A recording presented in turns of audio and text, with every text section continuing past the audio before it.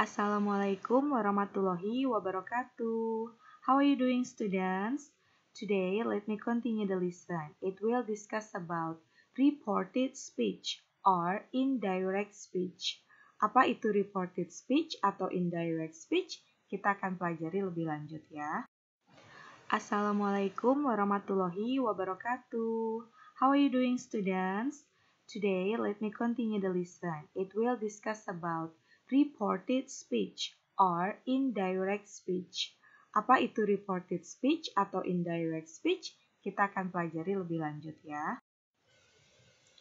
While kids, we often have to give information about what people say or think. Kita seringkali harus memberikan informasi tentang apa yang orang lain ucapkan atau pikirkan. Nah, dalam hal ini kita akan belajar tentang reported speech atau istilah lainnya indirect speech, yaitu keadaan di mana kita menyampaikan kembali apa yang orang lain ucapkan. Ibu masih bingung? Oke, Ibu coba berikan ilustrasinya ya. Di sini ada 3 orang, ada Munyong, ada Gangtae, dan ada Sangtae. Nah, ini kalian perhatikan kalimat yang pertama. Munyong bilang seperti ini, I'm hungry. Ini adalah kalimat langsung. Nah, Gangtae akan mencoba nih, menyampaikan kalimat yang diucapkan oleh Munyong untuk disampaikan kepada Sangtae. Dia akan bilang, Munyong said that she was hungry.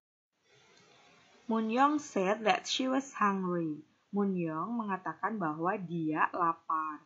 Nah, sekarang kita lihat ke contoh yang nomor 2. Ini kalimat langsungnya ya, direct speech-nya. Munyong bilang seperti ini. Ciri khas kalimat langsungnya adalah ada tanda kutip ya yang harus diperhatikan. Munyong bilang, I worked in a hospital last year.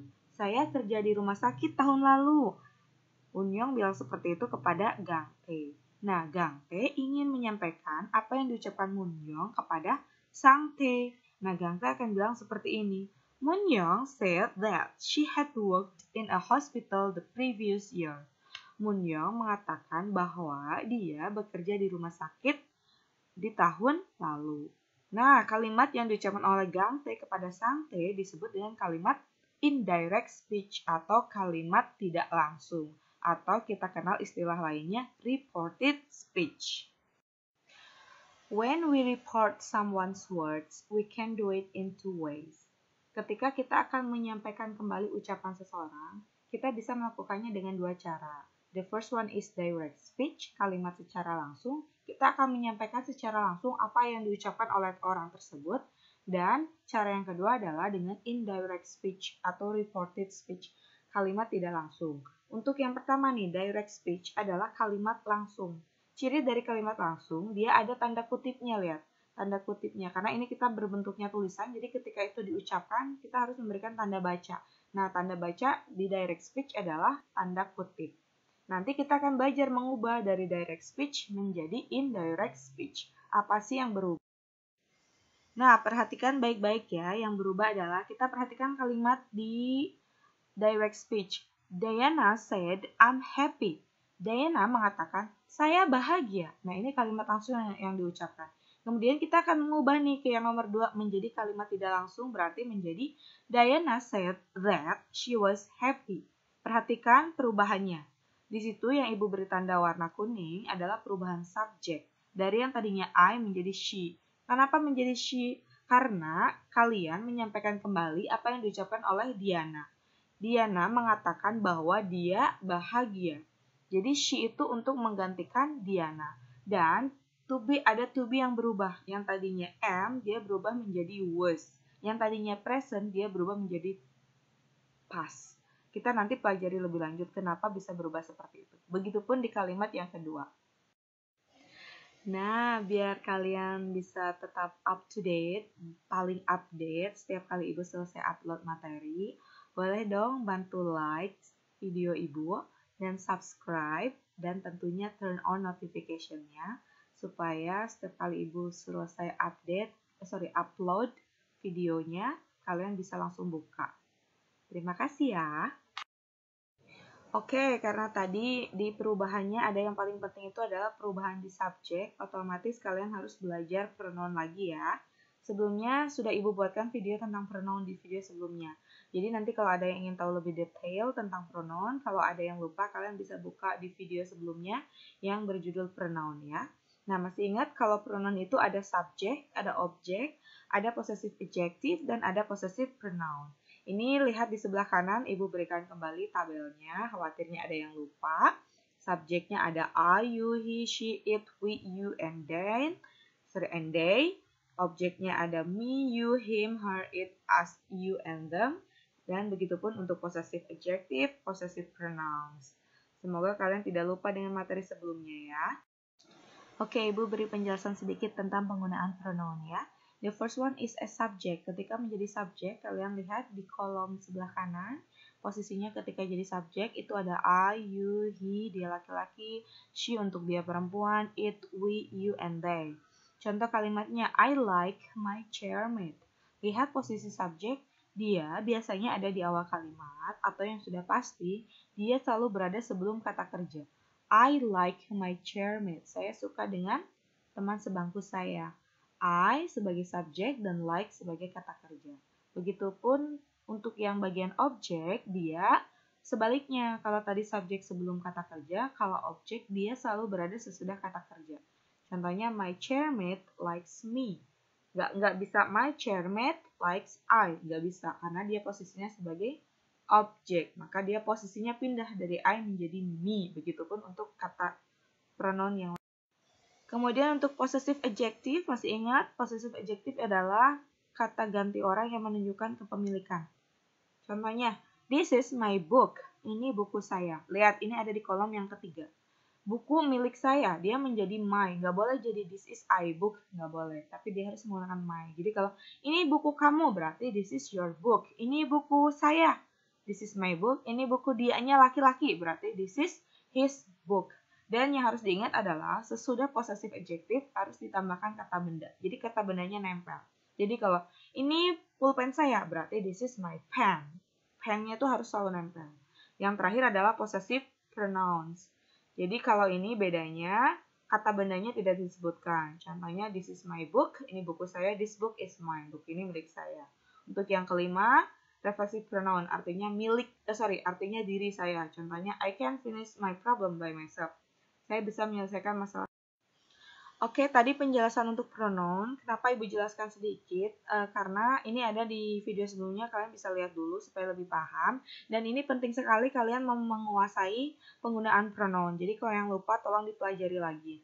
Karena salah satu syarat untuk bisa mengubah kalimat dari langsung menjadi tidak langsung adalah penguasaan pronoun, kata ganti orang.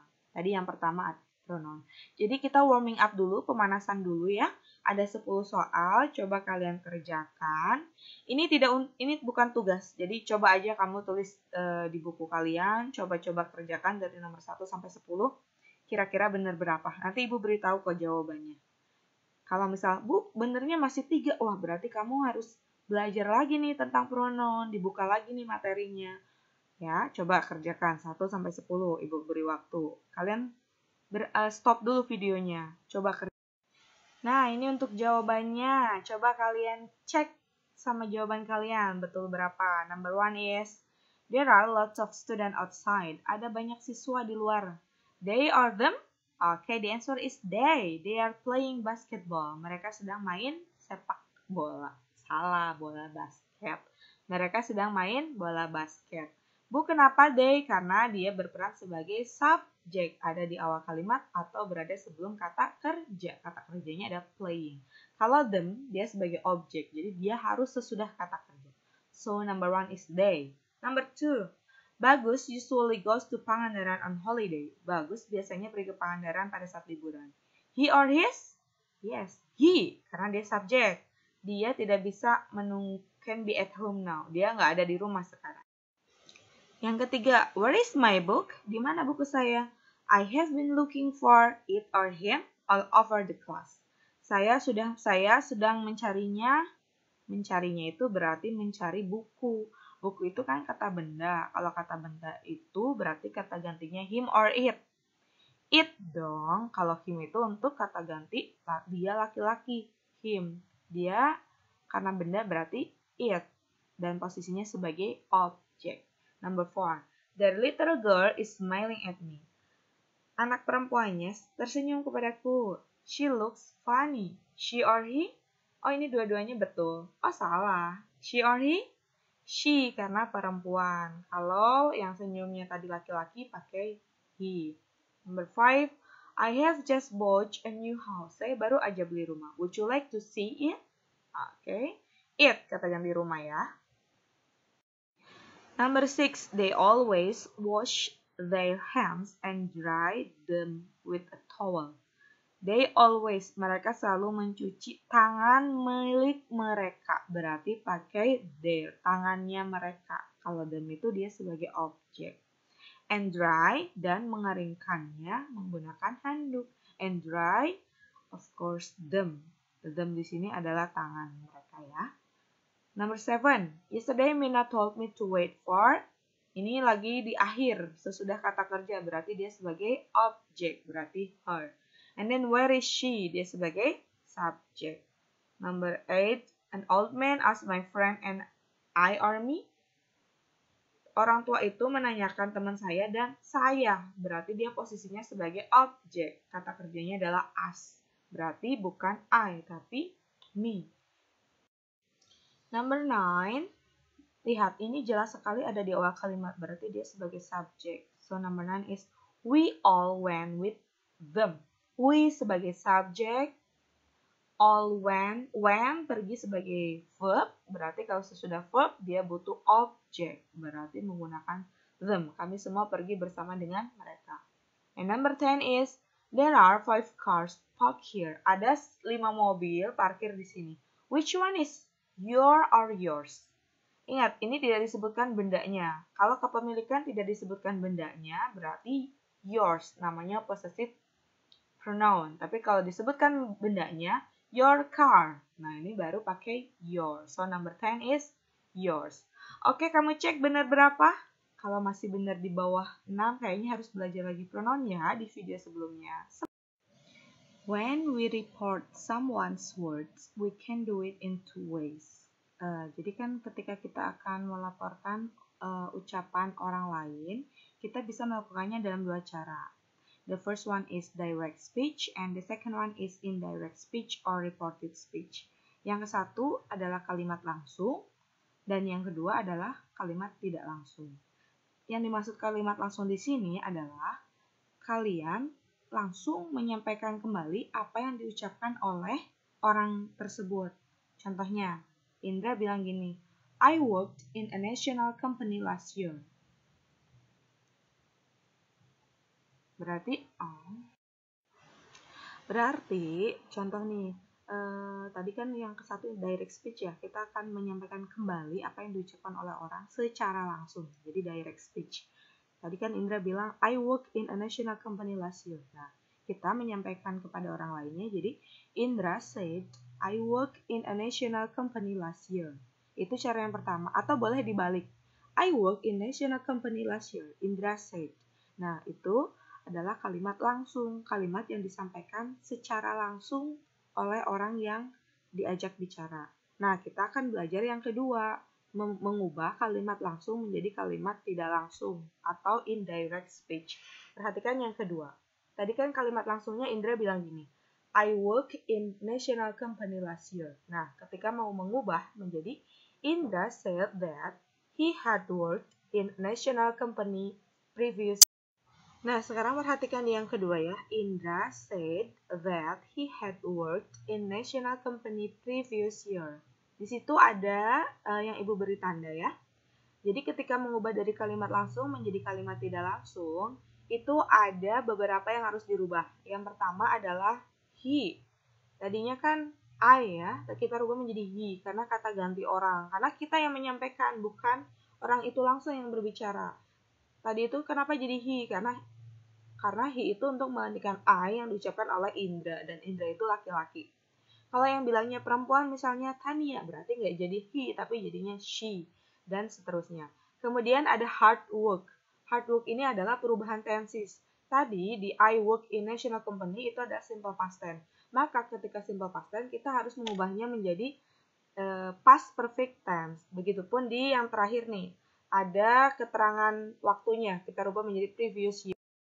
Jadi di sini dapat kita simpulkan bahwa dalam mengubah dari kalimat langsung menjadi tidak langsung, ada 3 hal yang perlu kita lakukan. Ada 3 hal yang perlu dirubah. Perhatikan kotak berwarna hijau di sebelah kanan. Yang pertama adalah kalian harus mengubah subjek atau pronoun yang digunakan di kalimat langsung tersebut. Kemudian nanti akan ada perubahan tenses. Contohnya tadi dari simple past tense menjadi present perfect tense.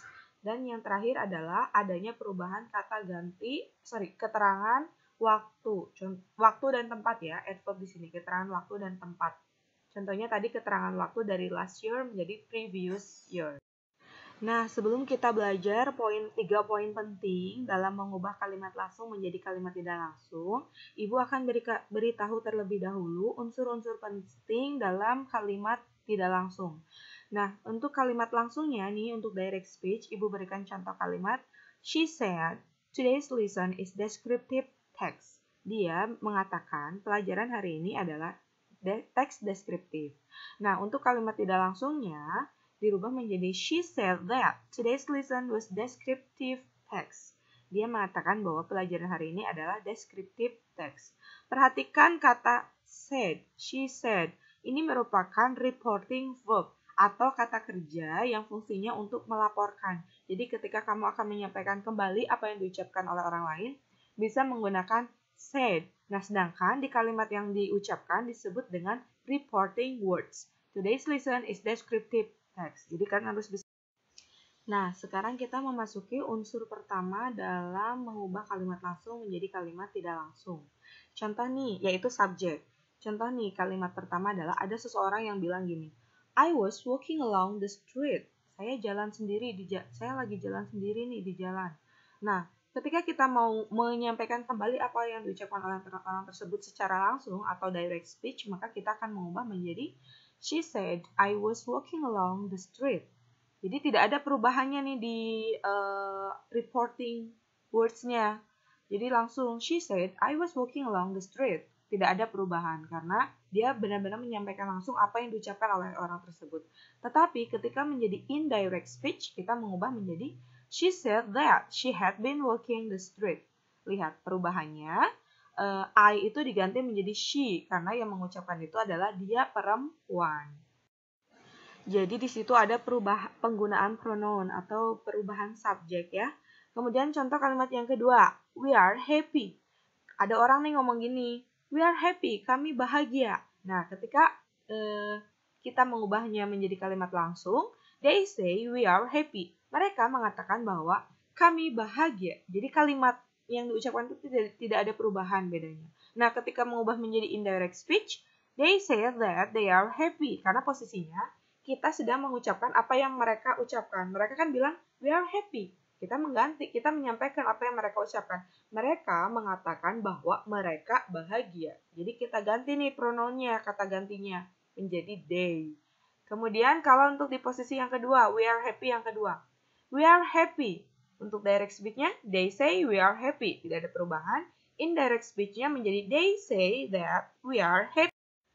Yang kedua, they say that we are happy. Bu, kenapa tetap we are happy? Karena mungkin kondisinya ketika mereka bilang we are happy, termasuk di dalamnya adalah saya atau kita yang menyampaikan apa yang mereka ucapkan. Jadi kita ada di dalamnya. Maka kita menyampaikan kembali apa yang mereka ucapkan. They say that we are happy. Mereka mengatakan bahwa kita bahagia. Kita itu termasuk ibu di dalamnya yang menyampaikan kembali apa yang diucapkan oleh orang tersebut. Kemudian contoh kalimat yang terakhir, they had already eaten when I arrived. He said they had already eaten when I arrived. Di direct speech-nya tidak ada perubahan ya, hanya menambahkan he said that.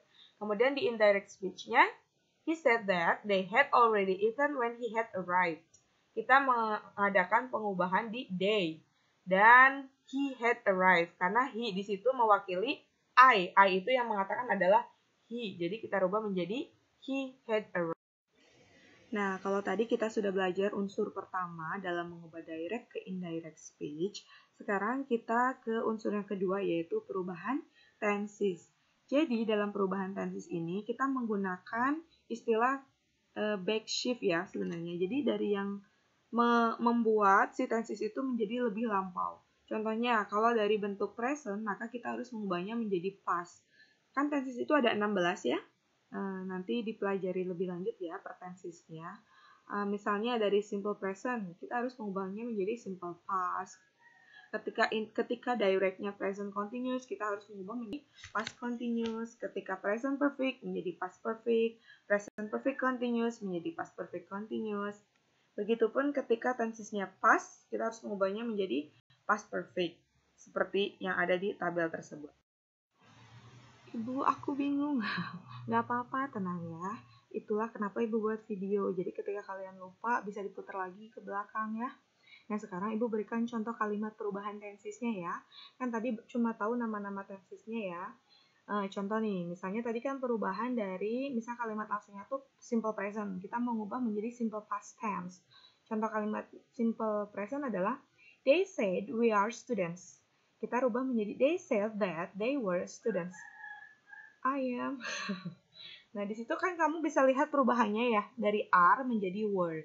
Jadi nanti bisa dicari nih, kalau misal susah banget ingat-ingat rumus tensesnya untuk sementara, kamu bisa fokus sama perubahannya. Oh, kalau yang tadi to be-nya gengnya Aramis, kita rubah menjadi was atau were.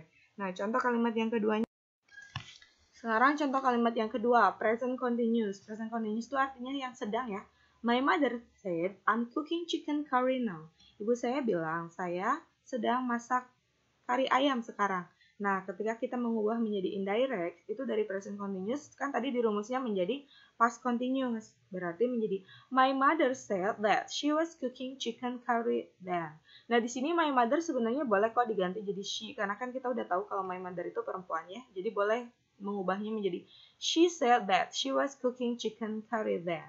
Nah, untuk kalimat yang ketiga contohnya present perfect, kita rubah menjadi past perfect. Jadi kalau present perfectnya Ali said I have bought a new car. Berarti menjadi Ali said that he had bought a new car. Kalian perhatikan perubahan tensesnya. Kemudian yang terakhir present perfect continuous kita rubah menjadi past perfect continuous. Jadi di sini dalam perubahan tensesnya kalian bisa perhatikan perubahan dari yang present perfect continuous menjadi perfect continuous adalah ketika dia ada have, dia akan berubah menjadi had. Ketika di present perfect menjadi past perfect, ketika dia have menjadi had. Present perfect continuous ketika to be-nya are, am, dan is, dia akan menjadi was atau were. Nah, Ibu coba membuat kesimpulan dari perubahan tenses ini menjadi lebih sederhana. Tapi ini sebenarnya rumus dari Ibu sendiri ya. Ibu sebelumnya sudah menjelaskan rumus perubahan tenses yang secara formalnya, yang secara betulnya.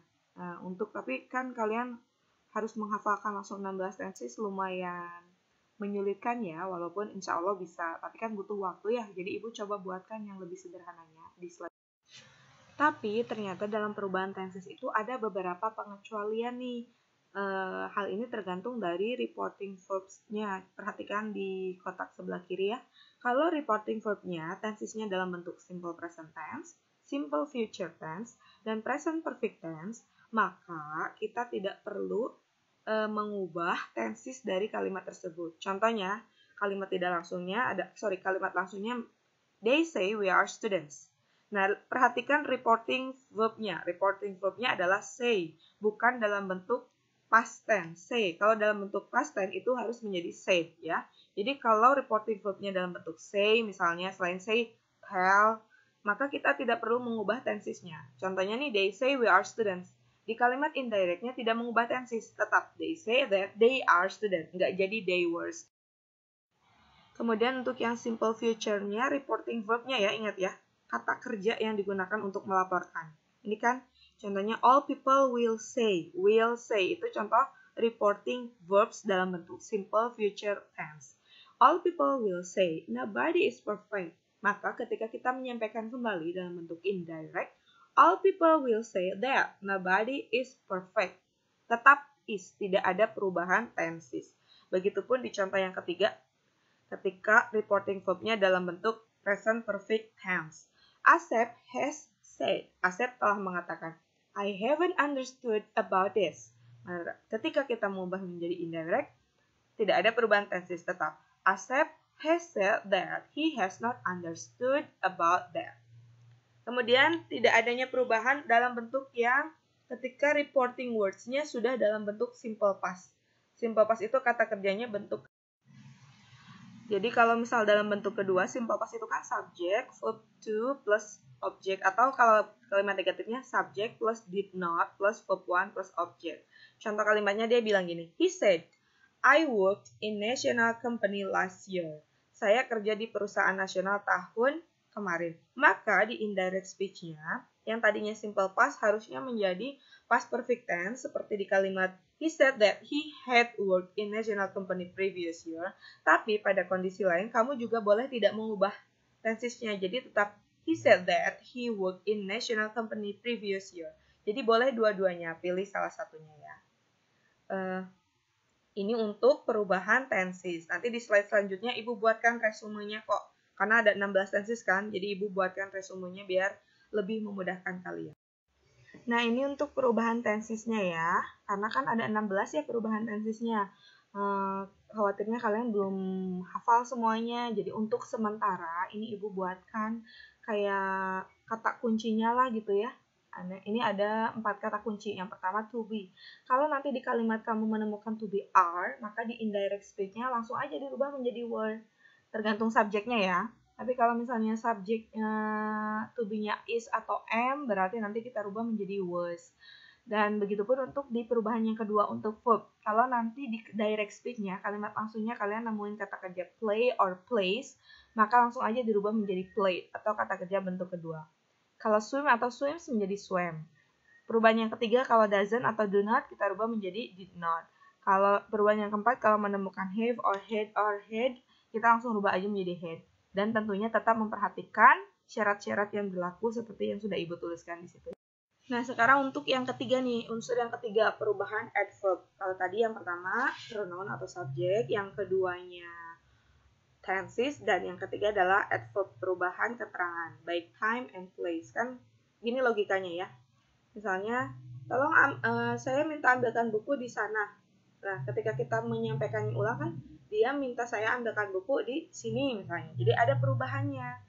Jadi kalau misalnya yang di directnya today, dia harus jadi that day, tomorrow menjadi the next day, atau the following day, yesterday menjadi the day before, or the previous day, next week menjadi the following week, next month menjadi the following month, next year menjadi the following year, dan seterusnya. Begitupun nih di keterangan tempat. Kalau here jadi there, kalau this jadi there. Nah, ini contoh kalimatnya. Fokus pada perubahan kata gantinya saja ya. Pada perubahan keterangan waktu atau keterangan tempat. Number 1 is Santi said her brother is washing her clothes. Santi mengatakan bahwa kakak cowoknya sedang mencucikan bajunya kemarin, yesterday. Santi said that her brother was washing her clothes the day before. Jadi kita rubah jadi dari yesterday menjadi the day before. The kalimat number 2. My mother has said I'm reading a book now. My mother has said that she was reading a book then. Dari now menjadi then. Tommy said I'm not joining while climbing tomorrow. Tommy said that he was not joining while climbing the next day. Tomorrow menjadi the next day. Nah, itu salah satu contoh untuk perubahan. Oke, students. Jadi ada 3 perubahan yang harus kalian perhatikan ketika akan mengubah dari kalimat direct speech, kalimat langsung, menjadi indirect speech or reported speech. The first one is pronoun, kata ganti orang. And the second one is tenses, bentuk kata kerja sesuai waktu. Tadi sudah dijelaskan tensesnya. And the third one is adverb, keterangan waktu maupun tempat. Nah, ini untuk tugas yang harus kalian kerjakan di minggu ini ya. Mengubah dari kalimat langsung menjadi tidak langsung. Mengubah dari kalimat direct speech menjadi indirect speech. 10 nomor saja. Tapi coba untuk dikerjakan sendiri atau boleh tanya ke teman. Tapi tanyanya jangan nanya jawaban, tapi nanya caranya supaya kalian juga paham. Kalau pasti kalian bisa kok jawab sendiri. Kalau mulai menemukan kesulitan, buka lagi videonya, putar lagi, dengerin baik-baik. Pokoknya ingat ya, ketika kalian nggak paham-paham, it doesn't mean that you are not smart, itu bukan berarti kamu tuh nggak pintar, tapi kamu perlu usaha lebih untuk lebih memahami lagi materi ini. Karena memang materi ini lumayan butuh usaha untuk dipelajari ya. Ibu juga awalnya tidak paham, kemudian dipelajari terus-menerus hingga akhirnya paham dan ibu share kepada kalian. Oke, masih ada sambungannya ya, belum selesai. Sekarang kalau direct speech for sentence that having modals, ada can, may, and must. So we have to change present modals are changed to past modals. Jadi kalau yang tadinya modalsnya itu present, can, may, and must, kita harus mengubahnya ke dalam bentuk past modals. Nah, ini contoh kalimat perubahan dari direct speech menjadi indirect speech. The first one is can, yang artinya dapat. He said, I can speak Javanese and Sundanese language. We change can menjadi could. He said that he could speak Javanese and Sundanese language. Kemudian untuk may, change menjadi might. May kita rubah menjadi might. She said, I may buy a new phone. Kita change menjadi she said that she might buy a new phone. Must change to had to. Susie said, I must work hard. Susie said that she had to work hard. Tapi ini untuk must will not change into had to. Boleh juga tidak kita rubah untuk must. Jadi contohnya he said I must work hard. Boleh menjadi he said that he must work hard. Jadi boleh dirubah menjadi had to, boleh juga tetap must. Nah, sekarang if direct speech for sentence that having modals should, ought to, might, would, and could. Gimana kalau modalnya sudah dalam bentuk past modals? So if past modal, it will not change in indirect speech. Jadi modalsnya itu tidak perlu dirubah menjadi dalam bentuk past karena sudah past kan ya. Nah, contoh kalimatnya nih, misalnya modalnya to would. They say we would join English club. They say that they would join English club. Jadi ini would-nya tetap tidak ada perubahan. Paling yang berubah itu adalah subjeknya ya, kata gantinya dari we menjadi they. Karena memang yang mengucapkannya kita. Kemudian contoh could, Aisyah said I could finish my job. Aisyah said that she could finish her job. Perubahannya hanya pada pronoun she dan her. Begitupun might. Kate said I might come. Kate said that she might come. Should. The teacher asked to the students you should listen carefully. The teacher asked to the student that they should listen carefully. Dan untuk ought to, he said to me you ought to wait for him. He said to me that I ought to wait for him. Jadi tidak ada perubahan modals, yang berubah adalah pronoun. Oke, we come to exercise 2. Kita mendatangi exercise yang kedua. Exercise yang kedua seperti biasa, kamu merubah dari yang tadinya modalsnya dalam bentuk present menjadi past seperti apa, atau dari yang kalimatnya menggunakan modal dalam bentuk direct speech menjadi indirect speech. Seperti tugas di exercise 1. Jadi mengubah dari kalimat direct speech menjadi indirect speech. Selamat mengerjakan ya. Well, thanks my lovely students. See you in part 2, so keep fighting. Karena materi ini belum selesai, nanti kita bertemu di pertemuan yang kedua, di video yang kedua ya. Jadi make sure that you have understood this lesson, then you can continue next lesson ya. Tetap semangat.